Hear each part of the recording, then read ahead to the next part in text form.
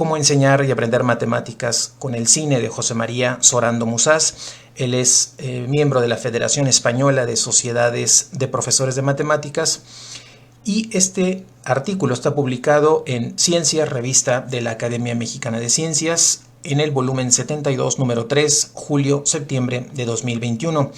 Inicia diciendo que toda obra de arte, incluso cinematográfica, está inacabada hasta que la completan sus espectadores mediante su mirada. A través de una mirada matemática, las películas de cualquier género dan lugar a pensar problemas, cálculos, análisis de errores y especulación de variantes de una situación planteada, entre otras acciones. Desde la docencia es posible aprovechar la seducción que tiene el cine y su análisis de escenas para impulsar en el alumno enfocar la matemática a todo tipo de situaciones y desarrollar conceptos. Ya en el primer apartado de su artículo, titulado Ver el cine con ojos matemáticos, el autor nos recuerda las palabras de Johann Wolfgang von Goethe, que dice: pensar es más interesante que saber, pero menos interesante que mirar. Para el autor del artículo, contemplar el cine desde la matemática conduce a pensar, a generar conocimiento, que cierra el círculo de disfrute total del cine. Se pronuncia en contra de quienes piensan que una mirada matemática del cine arruina el gozo del espectador. Piensa que más bien completa la experiencia con la razón. La mirada matemática al cine desvela detalles ocultos en la producción, coherencias e inconsistencias del relato, entre otros errores frecuentes, tal como sucede en la vida misma. Además, estimula la imaginación y la deducción lógica. Una vez analizada la vertiente matemática de una escena, viene la pregunta por si se añadieran variantes a la condición inicial, lo cual abre la posibilidad al razonamiento especulativo. Lo anterior tiene un indudable potencial para la didáctica de las matemáticas, que bien puede aparecer en un duelo de pistoleros, una comedia romántica, en una escena de humor o en las danzas de un musical. Cuando se admira en la pantalla el virtuosismo dancístico de Fred Astaire y Ginger Rogers, su coreografía plantea traslaciones, giros y simetrías, tres tipos de movimientos de una figura en el plano geométrico, de cuya combinatoria surgen 17 grupos de simetría clasificados por Yergraf Stefanovich Fyodorov en el año de 1891, presentes también en los mosaicos nazaríes de la Alhambra de Granada en el siglo XIII. En los siguientes apartados de su artículo, el autor presenta en orden ascendente de nivel de complejidad algunos ejemplos a modo de apuntes que, debido a la extensión del trabajo, del artículo, no es posible desarrollar. En el segundo apartado de este artículo propone una escena de la comedia El mundo está loco, loco, loco, de Kramer en el año 1963, donde intervienen 4 vehículos que se paran en la carretera para auxiliar a alguien que se ha accidentado y quien fallece al revelar el escondite de una fortuna. En el primer coche viajan 3 personas, pero solo una baja. En el segundo coche viajan 2, pero solo una baja. En el tercer coche viajan 2 y bajan los 2. En un camión viaja solo el chofer, que también baja. Después de una discusión por la forma de repartir el dinero, ya sea entre vehículos, por el número de viajeros o por quienes bajaron a ayudar, queda planteada la situación y la pregunta para los estudiantes: ¿cuál de los 3 repartos es el mejor para los ocupantes de cada vehículo? Propone entonces el autor obtener los datos, organizar el análisis de casos mediante una tabla de entrada doble, según criterios de reparto y de vehículos. Aquí es necesario aclarar que una tabla de entrada doble es un formato para recoger datos que dependen de 2 variables, organizadas en filas y en columnas. Luego, propone comparar fracciones y, bueno, pues debido a que los problemas de la vida real carecen de un enunciado, la fase de matematización de la situación es más interesante que los cálculos finales.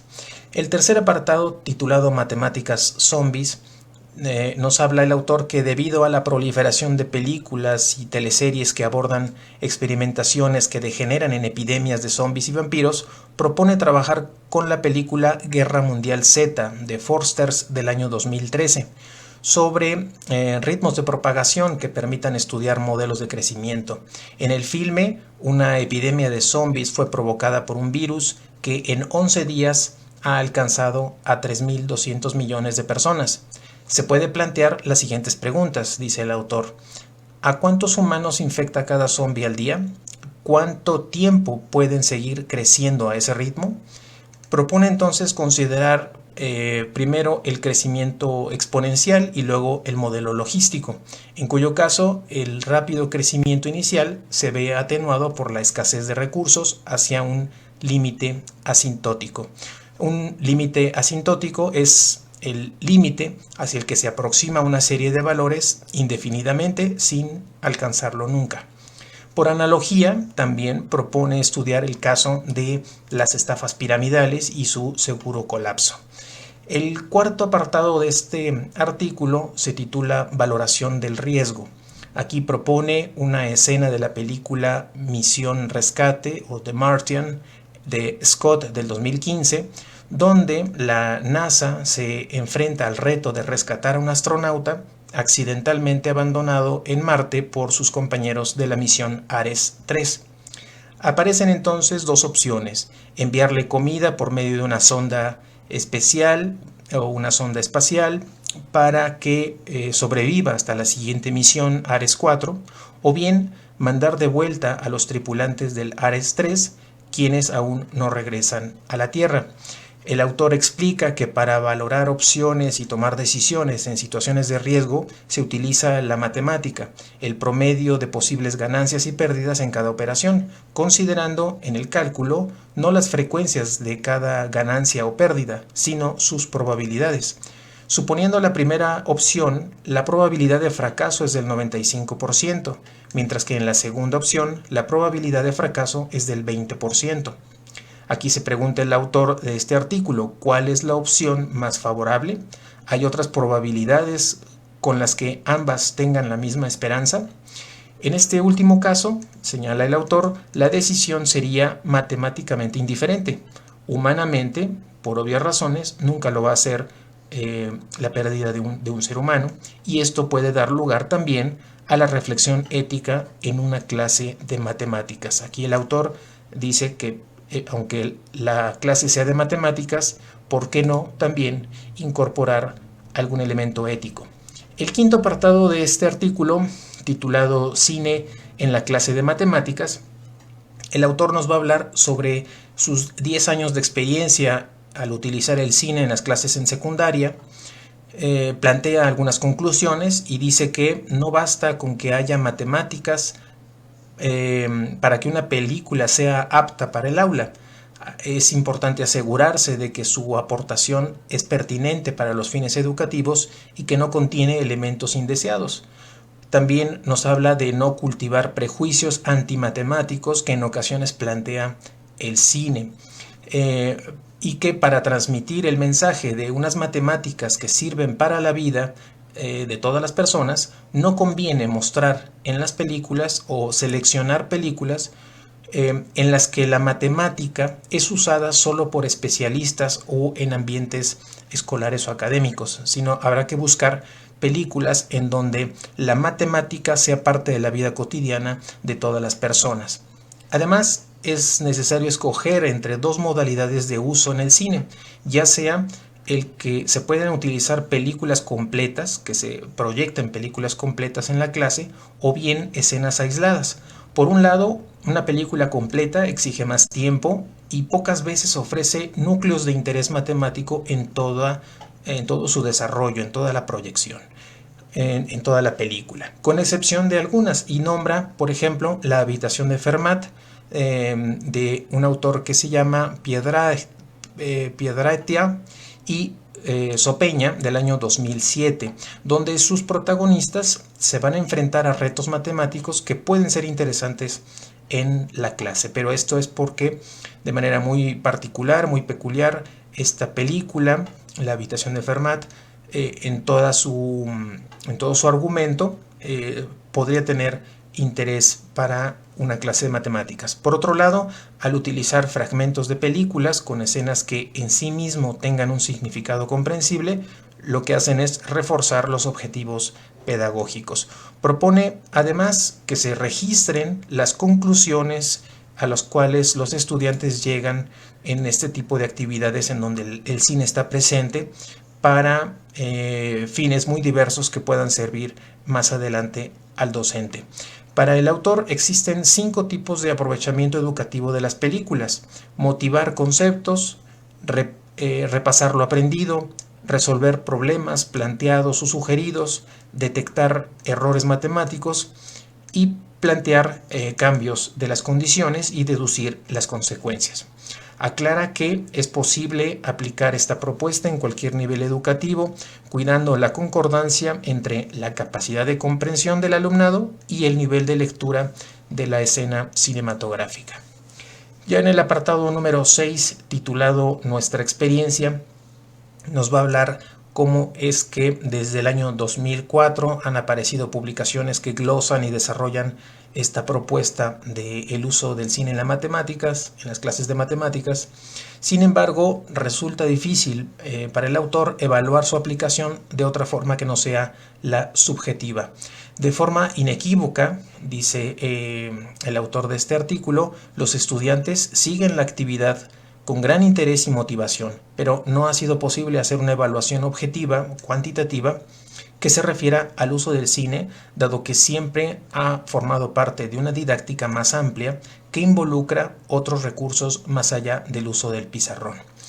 Es decir, aquí lo que él está teniendo la dificultad es de evaluar la eficacia del uso del cine, porque no solamente utiliza el cine en una didáctica, sino utiliza más elementos y eso dificulta la evaluación de ese recurso en específico.